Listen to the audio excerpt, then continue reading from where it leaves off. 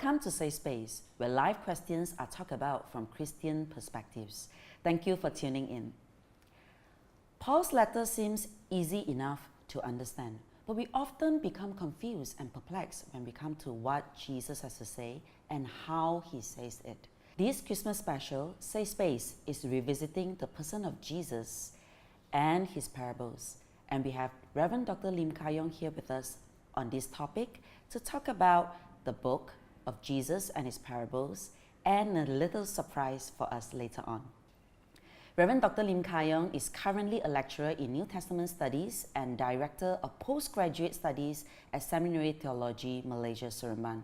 He also serves as an adjunct lecturer at Malaysia Bible Seminary, Bible College of Malaysia, and a number of other theological colleges in the region. He's a well-sought-after speaker and teacher in churches. And fun fact is, he's my former lecturer when I was studying in MBS back in 2005 and 2006. And he introduced me to the world of theology through his hermeneutics class. So welcome, Reverend. Thank you for having me. So tell me, how did you find me as a student back then? Do you remember that you gave me an A for the paper of Ephesians? Did I actually give you an A? Was I so generous back then? Or you must have been really good. I mean, it's such a pleasure to study under you, and it was a great privilege for us Safe Space here to have you today here with us. Are you a tough lecturer, you think? Well, I guess whether I'm tough or not is a matter of perception. I always remember our former academic dean at XDM who once remarked something like this. You know, since Lim Kayong came on board, our students' GPA have all shot up. So you make your conclusion whether I'm a tough lecturer or not. I think that's why you got an A. Wow, thank God for your generous spirit. Oh, how about the students? Are there like a lot of differences between the students back when you taught me, that was more than 10 years ago, to your current students in STM right now? I think there are some differences that we see. I think generally overall, we do find that the biblical literacy among the younger students have sort of gone down. We realize that the younger students, particularly those in the 20s, may not know their Bible as well as students around your time, as I can remember it clearly. Not sure why, perhaps there's a combination of factors. Perhaps it has to do with the way we do church today. Perhaps it has to do with our Sunday school curriculum. Perhaps it has to do with our Christian education. I believe there are a combination of factors. Yeah. All right. Well, I'm just glad that I was from the earlier generations. Well, today we wanted to talk about the differences between Jesus and Paul.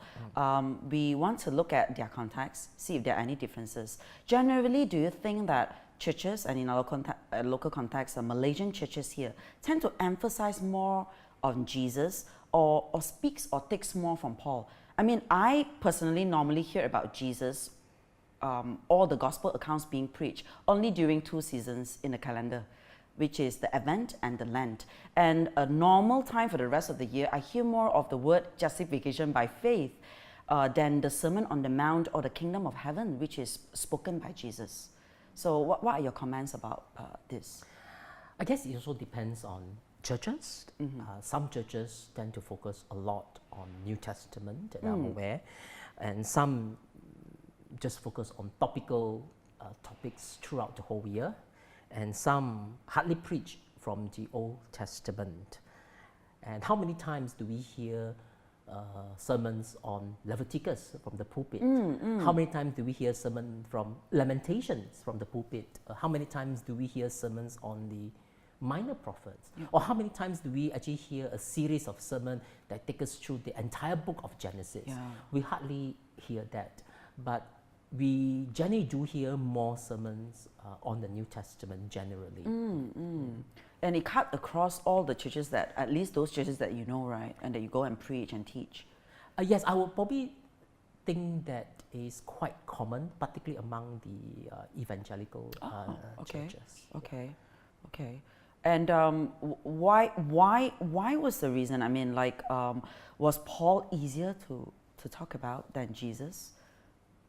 I think perhaps we are a little bit more familiar with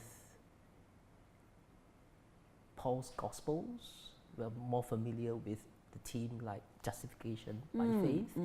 We are more familiar with concepts like redemption. Let's talk a little bit about the engagement methods right now.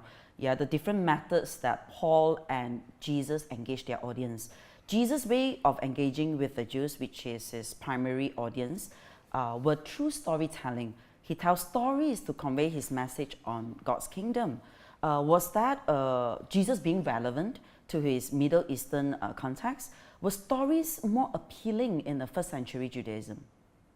Yeah, I think within the context of Jesus, the people, the Jews, were used to storytelling.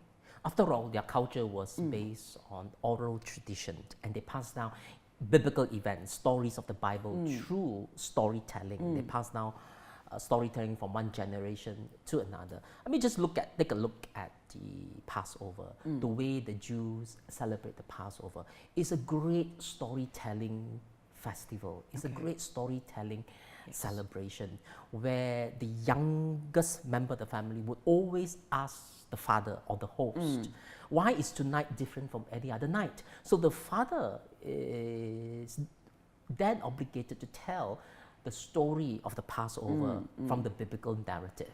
And they will recite the 10 plagues together. So that culture itself is a storytelling culture, and they pass on biblical events through storytelling. So in this case, I think Jesus truly engaged his audience by immersing in storytelling, by telling stories, by telling parables. I see. So it's really the culture of the first century Yes, that's Judaism. right. I would think so, yes. All right. And then we have Paul, who comes along, and yet he employed not stories. But you know, the way Paul does it is like normally, often through arguments, as a matter of fact statements or instruction kind of way to talk about God. Was it due to the audience Paul ministered to, which are generally and primarily more Gentiles? Mostly were Gentiles. Why the shift of method from Jesus' storytelling to Paul's ways of more on using arguments? I think if you look at Paul's audience, the Greco-Roman audience, these are the people that will be very familiar with an Aristotelian way of thinking. So it is always by logical argument. So I guess for Paul's and his context, Paul would have used a bit more argument, logical flow type of argument in order to connect with the audience. But having said that, I would also think that Paul also engaged in storytelling. If you read the book of Acts, we actually see that Paul repeated his conversion story, his experience on the Damascus Road at least 3 times, to the crowd, to the people, to Felix, to Agrippa. So Paul did engage in storytelling as well. So I guess it all depends on your audience. Do you know your audience well? How are you going to bring the message of God that is relevant to the audience? How do you engage your audience? How do you click with your audience? So in this case, we see Jesus use parables that drawn from their daily life experiences to engage with the audience. And Paul naturally will probably use a little bit more logical argument in connecting with his audience. All right. That's so good, because I always thought that he uses argument because he's lousy at telling stories.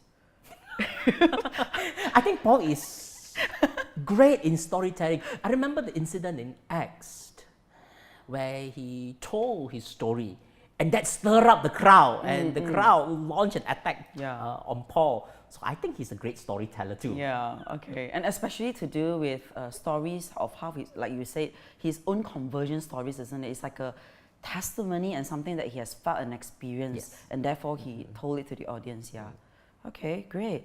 And so, having studied Paul and Jesus, what do you think? Was the narrative approach used by Jesus is more effective compared to the Pauline approach of using arguments and logic? I mean, you are an expert in Paul in that sense. Do you think that Paul's way, which is still predominantly using arguments and logic, are more compelling to today's audience, would you think? I guess it all depends on the audience as well. Okay. I would think both ways of reaching out to the audience are legitimate.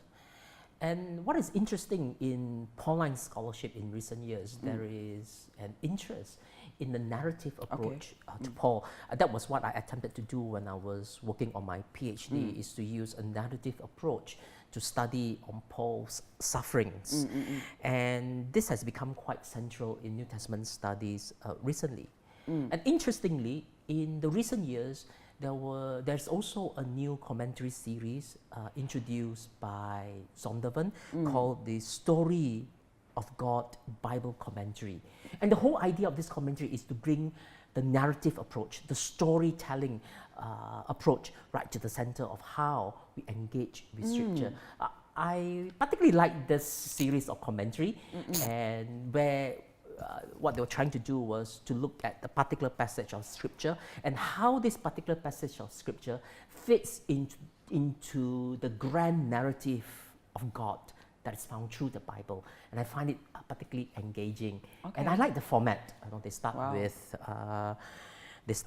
with an introduction, and then there's a section on listening to the story, there's a section on explaining the story, and there's a section on how we live the story. So to me, that was a great example of how we are rediscovering storytelling in our days today. Okay. Got questions? Connect with us. Send us a tweet or an email. We would love to hear from you.